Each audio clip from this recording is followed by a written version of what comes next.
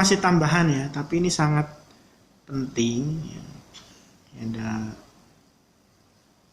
beri gambar cinta ya, karena sangat penting ya, seperti cinta kita kepada orang yang kita sayangi.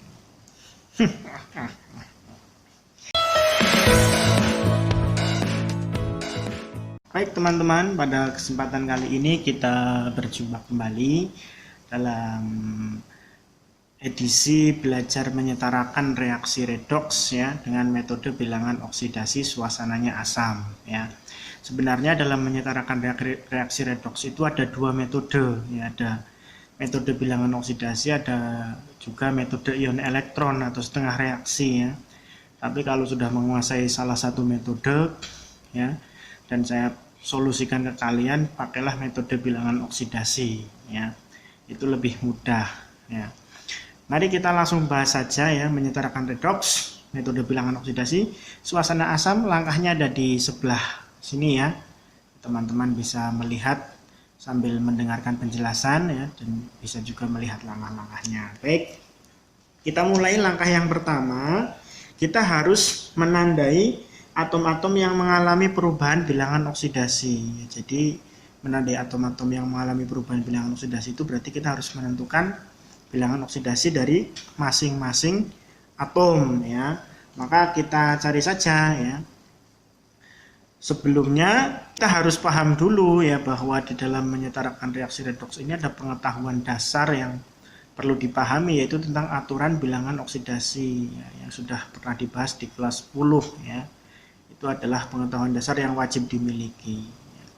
Kita tahu bahwa dalam aturan bilangan oksidasi, bilangan oksidasinya O itu selalu min 2 kalau dalam senyawa atau ion ya, kecuali pada senyawa superoksida dan peroksida itu beda.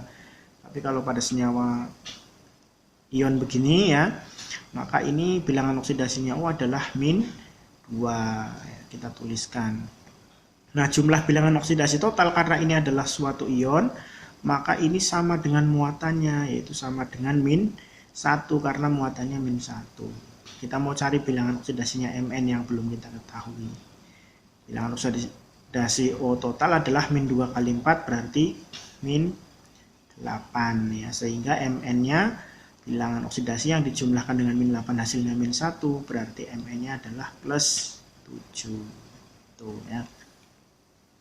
Di sebelah kanan sini ada C2O4 2 min ya. Kita tahu O tadi bilangan oksidasinya min 2 ya. Ini juga ion, berarti jumlah bilangan oksidasi total harus sama dengan muatannya ya.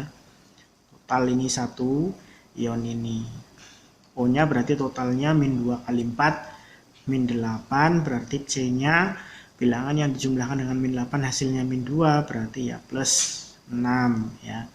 Plus 6 untuk 2 atom C, berarti untuk 1 atom C nanti adalah plus 3 ya. Dalam penyetaraan nanti yang dipakai adalah bilangan oksidasi total. Di sebelah kanan ini ada O lagi min 2 ya, berarti karena ini suatu senyawa ya tidak bermuatan, berarti jumlah bilangan oksidasinya aturannya adalah 0 ya pada senyawa atau pada molekul yang tidak bermuatan ya. Berarti ini min 2 kali 2 berarti min 4 ya, berarti Mn-nya plus 4 ya. Kalau dijumlahkan dengan min 4 sama dengan di sini O juga min 2, ini juga suatu senyawa berarti sama dengan 0, min 2 kali 2 berarti min 4, berarti C-nya di sini juga plus 4 ya. Ini langkah yang pertama, kita harus menandai atom-atom yang bilangan oksidasinya berubah ya. Jadi setelah menentukan bilangan oksidasi masing-masing, kita tandai ini mana saja atom yang bilangan oksidasinya berubah ya, dengan membuat garis seperti ini ya. Nah, begini. Mn kan di sini plus 7, di sini plus 4 berarti berubah. Tunjukkan aja dengan garis begini ya. Kemudian C juga berubah dari plus 3 ya. Di sana plus 4. Berarti kita buat juga nah. Sana. Ya. Nah, setelah ini berarti kita masuk ke langkah yang kedua ya. Langkah yang kedua teman-teman diminta menyetarakan jumlah atom yang mengalami perubahan bilangan oksidasi. Jadi yang mengalami perubahan bilangan oksidasi itu kan Mn dan C. Kita setarakan jumlah yang di kiri dan di kanan. Mn yang di kiri jumlahnya 1, di kanan 1, berarti tidak perlu kita rubah koefisiennya ya. Tapi C-nya di sini di kiri 2, di kanan 1, berarti di sini harus kita kalikan 2 biar atom C-nya sama-sama 2. Itu ya. Ini langkah yang kedua. Jadi kita menyetarakan atom-atom yang bilangan oksidasinya berubah. Ya. Maka kita coba masuk langkah yang ketiga di sini. Kita menghitung bilangan oksidasi total. Ya. Jadi kita buat nih, biar lebih gampang. Bilangan oksidasi total ya. Berarti di sini yang kita tulis itu yang bilangan oksidasinya berubah saja. Berarti ada Mn dan C. Mn di sini ya, saya pakai merah biar kelihatan. Mn di sini bilangan oksidasi totalnya plus 7 ya. C di sini bilangan oksidasi totalnya adalah yang di atas ini ya. Plus 6 ya. Plus 3 itu untuk 1 atom C. Untuk 2 atom C karena di sini ada 2, maka yang dipakai adalah yang total plus 6 ya. Mn di sini plus 4 ya. Dan C di sini ada 1 atom C di sini plus 4 kali 2 berarti plus 8 ya. Karena koefisiennya tadi berubah, maka bilangan oksidasinya juga harus berubah dikalikan ya, plus 8. Dari sini kita bisa mengetahui ini ya, bahwa bilangan oksidasi Mn ternyata dari plus 6 menjadi bahwa bilangan oksidasi Mn dari plus 7 menjadi plus 4 ya. Berarti di sini mengalami dari 7 ke 4, berarti mengalami penurunan ya. Turun 3 atau istilahnya di dalam redoks itu mengalami reduksi ya. Sementara C ini dari plus 6 menjadi plus 8, berarti naik ya, naik 2 atau mengalami oksidasi ya. Ini adalah langkah yang ketiga ya. Jadi kita menghitung bilangan oksidasi total atom-atom yang mengalami perubahan bilangan oksidasi tadi sudah ya. Dan kita tentukan perubahannya. Ternyata Mn turun 3 dan C itu naik 2. Selanjutnya kita masuk ke langkah yang keempat ya. Langkah yang keempat kita diminta menyetarakan perubahan bilangan oksidasi dengan mengalihkan pada bilangan tertentu. Jadi disuruh menyamakan, ini turun 3, sini naik 2. Kita samakan, berarti yang ini kalikan 2, yang naik ini harus dikalikan 3. Jadi nanti sama-sama 6. Ini juga ya sekaligus menginformasikan kepada kita bahwa hasil perkalian dari penyamaan perubahan bilangan oksidasi ini menunjukkan jumlah elektron yang terlibat dalam reaksi ya. Dua hal ini ya. 3 kali 2 dan 2 kali 3 ini menunjukkan bahwa ya ada jumlah elektron yang terlibat dalam reaksi ya, dalam reaksi itu ada totalnya adalah 6 elektron ya. 6 elektron. Ini biasanya ditanyakan di dalam soal, berapakah jumlah elektron yang terlibat dalam reaksi redoks tersebut ya. Jadi setelah perubahan bilangan oksidasinya kita ketahui ya, kemudian kita samakan, maka hasil perkalian antara tadi ya perubahan bilangan oksidasi dengan bilangan tertentu itu sehingga sama, itu merupakan jumlah elektron yang terlibat dalam reaksi gitu. Jadi jangan ditambahkan ini 6 tambah 6 jadi 12 elektron, tidak ya.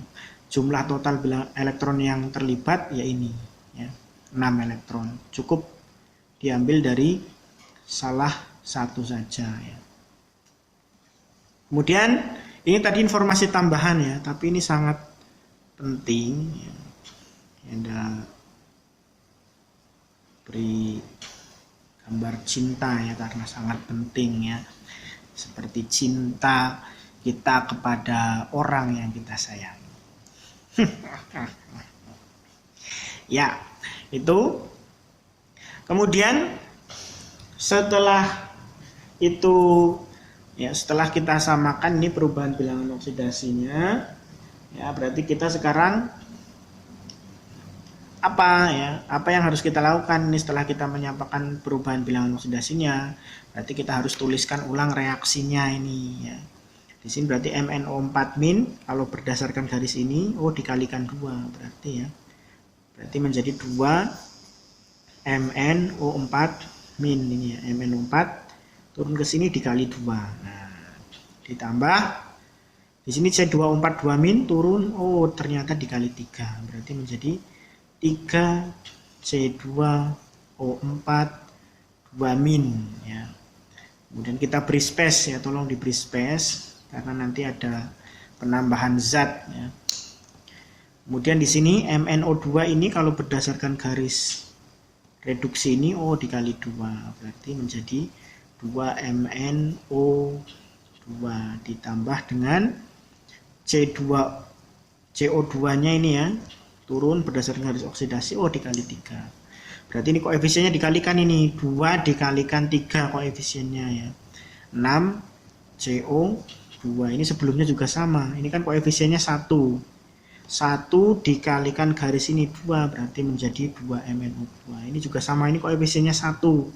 Karena tidak dituliskan ini berarti ada koefisien 1 di sini.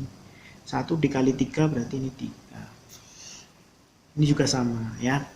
Nah, setelah itu ini berarti langkah keempat sudah selesai. Sekarang kita masuk ke langkah yang kelima ya. Langkah yang kelima kita diminta menyamakan jumlah muatan dengan menambahkan H+. Begini cara menyamakan jumlah muatan. Hitung muatan di sebelah kiri dan muatan di sebelah kanan ya. Caranya bagaimana? Kalikan koefisien dengan muatannya ya. Berarti koefisiennya 2 dikali -1 berarti totalnya -2 ya. Ini 3 kali -2 berarti -6. Berarti muatan total di sebelah kiri ini totalnya adalah -8 ya. Sementara di sebelah kanan ini koefisiennya 2 ini tidak bermuatan berarti dikalikan 0 ya. 2 dikali 0 ya 0. Ini juga tidak bermuatan berarti 6 dikali 0 ya 0. Berarti totalnya di sini adalah 0 ya. Nah, karena pada suasana asam, langkah yang kelima ini kita menyamakan jumlah muatan dengan menambahkan H+. H+ itu kan positif ya. Positif itu berarti harus diberikan pada yang kelebihan muatan negatif. Ya, ingat, positif diberikan pada yang kelebihan muatan negatif. Kelebihan muatan negatif itu berarti di sebelah kiri tanda panah ini ya. Karena di sini negatif 8, di sini 0. Berarti di sini biar sama-sama 0, berarti harus ditambah berapa H+ gitu kan. Nah, H+ ditambahkan pada yang kelebihan muatan negatif. Berapa yang harus ditambahkan? Karena H+ ini bermuatan +1.